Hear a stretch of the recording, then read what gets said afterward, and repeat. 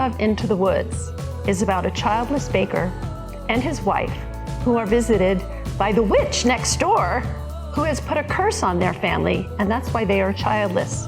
So she commands them to go find ingredients to undo a spell so she's no longer old and ugly. Who doesn't want that? And everybody goes into the woods to fulfill some wish. That includes Cinderella, that includes Jack and the Beanstalk, that includes Little Red Riding Hood, and many other very familiar fairy tale characters all have a dream, a wish, a desire. They go into the woods to fulfill the wish. That's Act 1. And Act 2, all of that is turned on its head.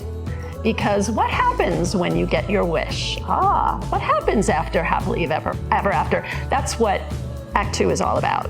So two very, very different things happening in two acts that make for almost two completely different plays. Same characters, everything feels different. There's something about a Sondheim musical that is timeless. He deals with themes that everybody can relate to. I feel like I'm talking about Shakespeare. You know, they're writing about human condition.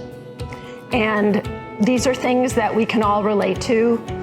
Parenthood, losing a child, not being happy with your partner, wanting things so badly that you do things that maybe you regret, and what happens, learning life lessons, family, community, consequences, all these things are dealt with, and it's so relevant now and all forever.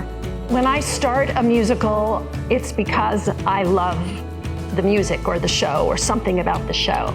And then I start working on it, and it all becomes about working with people. And that's what I love about doing theater, is working with the actors and the crew and the designers. And it's just such a collaboration that's what makes it for me, is how can we all come together with our ideas, our vision, our talents, our skills, and create something together that we can all own and invest in and come out with something we can be proud of. So that's the best part of it for me. I hope audiences take away an appreciation for Stephen Sondheim, an appreciation for the intricate craft of theater. I want them to be entertained. I want them to laugh. They should be crying at the end of this show, because that's how I respond to this show. So all of those things I would love audiences to take away. I think my favorite number in the show, which is really hard because I love so many of them, is the song Stay With Me. It just really hits me deep in my heart about a mother singing to her child who wants to see the world, and she's afraid of what the world is going to do to her. And that really hits me hard, because I think every parent bringing up a child in today's world must be absolutely scared about what this world is turning into and what's going to become of them. Having said that, I love Agony because it's so funny and clever. It's so clever. Sondheim's lyrics just kill me. I never get enough of them. And so anybody seeing the show needs to really be prepared to listen carefully to the lyrics, because the lyrics in everything, the opening number of every single song, the lyrics are so well crafted and clever and funny and deep and complex. I don't need to preach to the choir, but Sondheim is amazing. His music is complex and sophisticated and beautiful. His lyrics are clever, as I've said, thought-provoking. It's just a wonderful masterpiece of musical theater.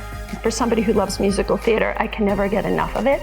So I really hope audiences come to the show with a curiosity about who is this Sondheim, or how is this theater company going to do this really difficult show? How are they going to pull this off? You know, there's always something to look for when you come to the theater. So I really hope the audiences get what they need to from this experience. And also Theater Under the Stars. Let's talk about that. Our first part of the tour is at Bartley Ranch. And there's just something magical about being outside, seeing theater under the stars. It's a beautiful venue, it's a beautiful experience. And then we get to tour to Reno Little Theater and then Brewery Arts Center in Carson City. So that's really, really exciting for us and scary. Excited and scared, that's a lyric from the show. We're excited and scared. We'll see how it goes. We've never done this before, but Reno Little Theater has been such a wonderful partner. And I hope this is it turns out to be a great collaboration and we can do more together in the future.